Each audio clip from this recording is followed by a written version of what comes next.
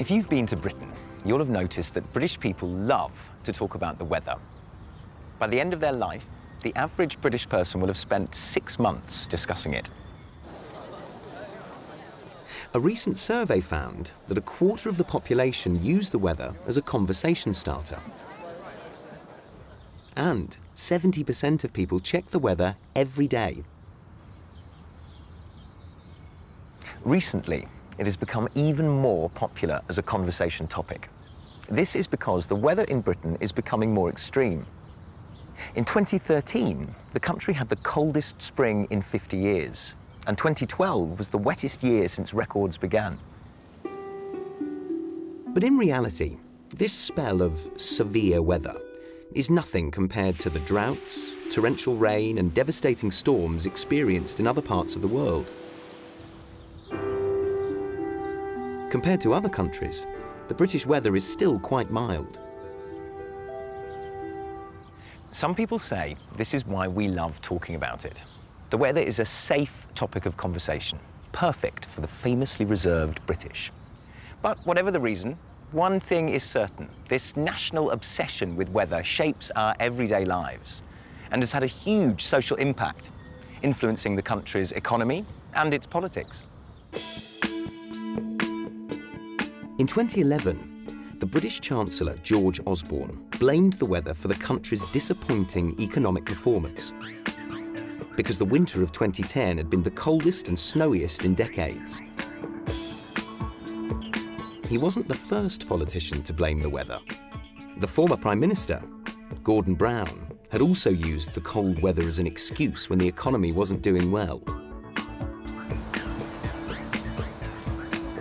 Rain has also had an effect. In 2012, heavy rain contributed to the very slow growth of the British economy. People stopped going out to buy things in shops, eat in restaurants, or socialise in pubs and cafes.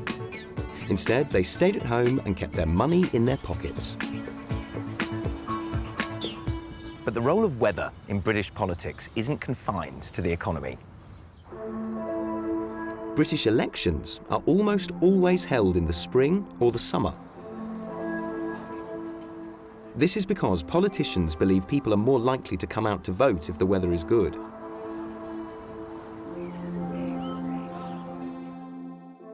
Some experts say that the weather is why the UK has never had a revolution. Britain's mild weather means the country doesn't suffer from the extreme heat or extreme cold, which can often cause food shortages, which in turn often lead to rebellion. The British weather has also shaped British culture, and it's a constant theme in both literature and art. Many of the great British artists, such as Turner and Constable, found inspiration in Britain's weather.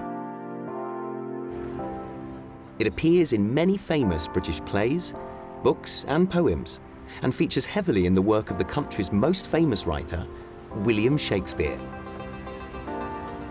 In fact, the weather has even had a huge impact on our language, and there are lots of weather idioms in English.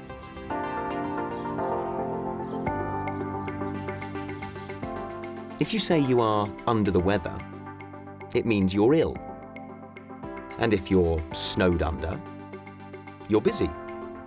If you weather the storm, it means you survive something. And if you're right as rain, you're feeling fine.